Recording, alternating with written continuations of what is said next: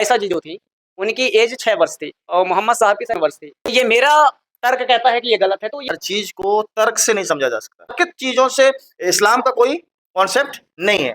हम तर्क से इस्लाम को नहीं समझ सकते। मतलब इस्लाम में तर्क वाजिब नहीं है। तर्क की कोई कोई ज्यादा जरूरत नहीं है। तर्क आज दूसरे धर्मों में भी अगर आप देखेंगे तो वो उसमें भी आपको ये मिल जाएगा कि कम उम्र की महिलाओं से बड़े उम्र के युग पुरुषों ने विवाह किया है।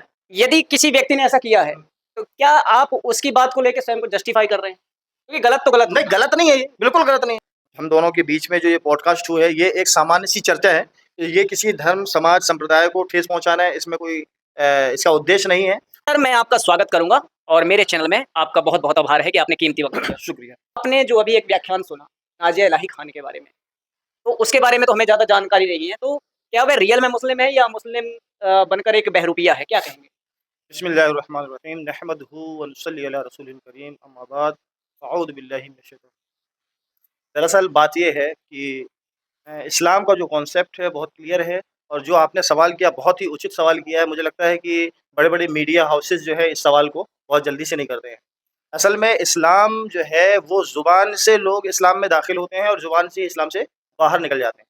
ज़ुबान से दाखिल होने से मुराद ये है कि किसी ने कलमा ला इलाहा इल्लल्लाह पढ़ लिया, अल्लाह को एक मान लिया, एक माबूद मान लिया, उसी को पैदा करने वाला, मारने वाला, उसी को परवरिश करने वाला अपना रब मान लिया और ये मान लेने पर वो इस्लाम में दाखिल हो जाता है। उसी को पूजा इबादत के लायक समझ लिया। ला इलाहा इल्लल्लाह से मुराद है दुनिया में, सृष्टि में जो कुछ भी हमें नज़र आ रहा है, जो कुछ हमें नज़र नहीं आ रहा है, ये सब ईश्वर के, अल्लाह के करने से हो रहा है और मोहम्मद रसूलुल्लाह सल्लल्लाहु अलैहि वसल्लम अल्लाह के रसूल है, पैगंबर है, संदेष्टा है। इस बात को मान लेने से इंसान इस्लाम में दाखिल हो जाता है। लेकिन अगर कोई इसी की आलोचना कर दे तो वो इस्लाम से बाहर चला जाता है। अगर किसी व्यक्ति ने अपना नाम इस्लामिक रख लिया है तो इससे ये बात साबित नहीं हो जाती कि वो मुसलमान है। सर, जैसा कि मैंने उसके बहुत सारे वीडियोज़ देखे हैं, नाज़िया इलाही खान जी के, उन्होंने बहुत सारे व्याख्यान दिए, इस्लाम के विरोध में दिए, कहाँ तक तथ्यात्मक है, कहाँ तक अतथ्यात्मक है, इसके संदर्भ में तो मेरे पास कोई प्रत्यक्ष प्रमाण नहीं है। किंतु इसके पश्चात भी मैंने सोशल मीडिया में देखा तो कुछ लोगों का ये कहना है कि यदि उसे इस्लाम से इतनी ही समस्या है, तो वह इस्लाम मत को छोड़कर अन्य मत में चली जाए, हमें कोई दिक्कत नहीं है। इस्लाम का नाम लेकर, उसका चोला पहनकर, उसके विरुद्ध बोलना कहाँ तक उचित है ये? देखिए, इस वक़्त जो ओढ़ चल रही है पूरे देश के अंदर, वो इस बात की चल रही है कि कैसे कोई आदमी एक सेलिब्रिटी कहला जाए और उसके लिए ये अपने एक रास्ता समझते हैं। इसलिए वो मुसलमान होने के बाद इस्लाम के खिलाफ बोल रही है, क्योंकि जो परिदृश्य देश के अंदर चल रहा है, जो देश के अंदर इस्लाम के खिलाफ, मुसलमानों के खिलाफ जो एक भ्रांति फैली हुई है, जो असामाजिकता का एक वातावरण बना हुआ है, भय का माहौल बना हुआ है, उस माहौल को वो कैश करना चाहती थी, उसका फ़ायदा उठाना चाहती थी। इसलिए उसने जो है इस्लाम के खिलाफ बोलने को पसंद किया। जबकि वो इस्लाम में छोड़ क्यों नहीं देती है ये सवाल नहीं है। इस्लाम तो छोड़ चुकी वो। उसने हज़रत मोहम्मद साहब के खिलाफ टिप्पणी कर दी, अल्लाह के खिलाफ उसने बोल दिया, मतलब वो इस्लाम से बाहर चली गई। वो मुसलमान नहीं है, कोई आदमी उसे मुसलमान समझ रहा है, ये उसकी गलती है। सर, आपने एक शब्द अभी प्रयोग किया था, आलोचना। तो क्या जो भी बात उसने कहा सल्लल्लाहु अलैहि वसल्लम मोहम्मद साहब के संदर्भ में विवाह से संबंधित कि जो उनकी पत्नी आयशा जी जो थी, उनकी एज 6 वर्ष थी और मोहम्मद साहब की शायद 54 वर्ष थी। तो ये कहाँ तक लॉजिक है? क्योंकि यदि उसकी बात ये सही है कि 6 वर्ष और 54 साल, तो ये मेरा तर्क कहता है कि ये गलत है। तो ये कहाँ तक सही है, ये उम्र वाली बात है या फिर ऐसे ही फैलाया जा रहा है? देखो, असल में हर चीज़ को तर्क से नहीं समझा जा सकता। अगर हमारा मानसिक तर्क ये कहता है कि नहीं, ये सूरज जो है बाकी रहता है, चाँद निकल आता है। तर्कित चीज़ों से इस्लाम का कोई कॉन्सेप्ट नहीं है। हम तर्क से इस्लाम को नहीं समझ सकते। मतलब इस्लाम में तर्क वाजिब नहीं है। तर्क की कोई कोई ज़्यादा ज़रूरत नहीं है तर्क की। इस्लाम सीधा-सादा मज़हब है। अल्लाह के हुक्म, प्यारे नबी सल्लल्लाहु अलैहि वसल्लम के तरीके पर इस्लाम क्या है? इस्लाम कायदा टेका हुआ है। रही बात शादी के कॉन्सेप्ट की, तो बाज़ दूसरे धर्मों में भी अगर आप देखेंगे तो वो उसमें भी आपको ये मिल जाएगा कि कम उम्र की महिलाओं से बड़े उम्र के युग पुरुषों ने विवाह किया है। मैं नाम नहीं लूँगा किसी धर्म के बारे में या किसी महापुरुष के बारे में, लेकिन मैंने खुद सोशल मीडिया के अंदर देखा है बहुत सारे बहुत अच्छे युग पुरुष और महर्षि जो आज के ज़माने में बहुत सारे पढ़े लिखे लोग हैं, जो हर समाज के बारे में दिफाई बात भी करते हैं हिफाजत के लिए और उसमें तर्क भी रखते हैं। तो मुझे ये लगता है कि ये बात को घुमा-फिराकर और घृणात्मक तरीके से रखना नहीं। ये उचित नहीं। यदि मान लीजिए किसी धर्म, मज़हब, पंथ, रिलीजन, कल्ट में, दीन में, यदि किसी व्यक्ति ने ऐसा किया है, तो क्या आप उसकी बात को लेके स्वयं को जस्टिफाई कर रहे हैं? क्योंकि गलत तो गलत नहीं, गलत नहीं है ये, बिल्कुल गलत नहीं है।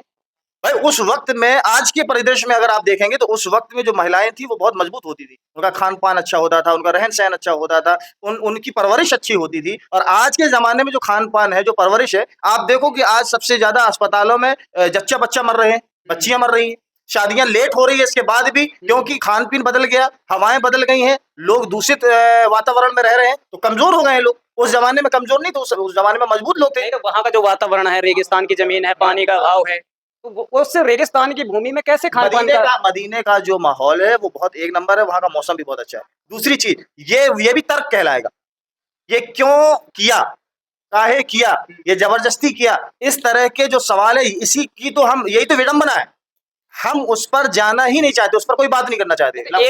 एज का कॉन्सेप्ट क्या है, मतलब एज क्या रियल में उनकी 6 वर्ष थी? नहीं, एज उनकी 9 वर्ष की एज में उनका निकाह हुआ है, और इसके बाद उनकी विदाई हुई है, क्योंकि सारी चीजें उनमें, बहुत सारी रिवायतें अलग अलग होती हैं। आज की रिवायत, एक सहाबी ने देखा कि भाई ये 9 साल की एज में निकाह हुआ है, दूसरे ने देखा 13 साल की एज में निकाह हुआ है, किसी ने देखा कि 13 साल के बाद जो है विदाई हुई है। इस तरह से क्या है, आप एक नजरिए को अगर हम पकड़ेंगे तो यही इसी की वजह से ये जो विवाद उत्पन्न हुआ है, ये एक नजरिए को देखने की वजह से विवाद उत्पन्न हुआ है। तो मतलब उसने जो कहा तो क्या वैसा पुस्तकों में लिखा है? बिल्कुल गलत है, और एक तो वो कहने का अंदाज गलत है।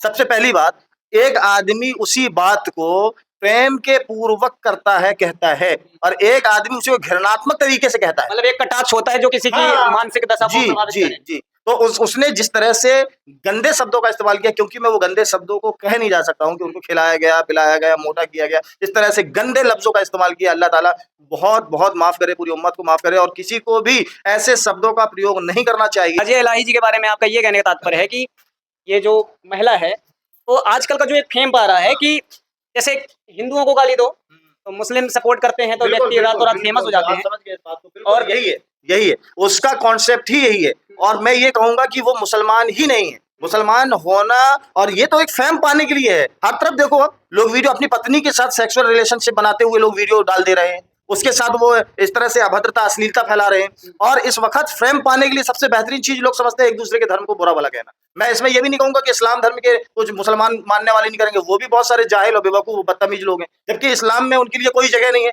हम किसी दूसरे धर्म के बारे में कोई कटाक्ष नहीं कर सकते हैं, हम बाध्य हैं इस बात के लिए।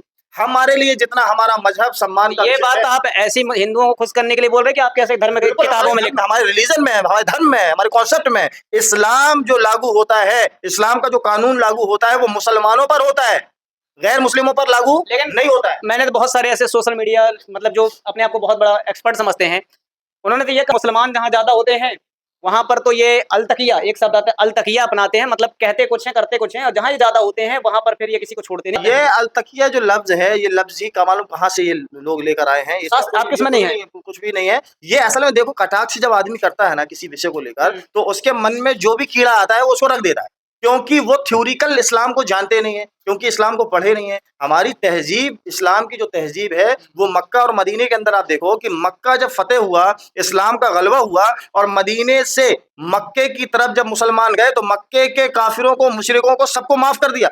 अल्लाह के रसूल ने तमाम को माफ किया, जहां तक कि अपने चाचा के कातिल हजरत हमजा रजी अल्लाह तआला अन्हु को जो कत्ल करने वाले थे, हिंदा और वहसी, जिन्होंने उनका कलेजा निकाल के चबाया था, उनको भी उन्होंने माफ कर दिया है, और ये कह दिया कि सबको अमन है, जिसके दरवाजे खुले हों अमन, जिसके बंद हो अमन, जो घर के बाहर है अमन, जो घर के अंदर है अमन, जो मेहमानी में रिश्तेदारियों में गए सबको अमन है, सबको माफी, सबको अमन है, सबको रहने का अधिकार, खाने का अधिकार, सब कुछ। हम तो आज हमारा माफी का दिन है,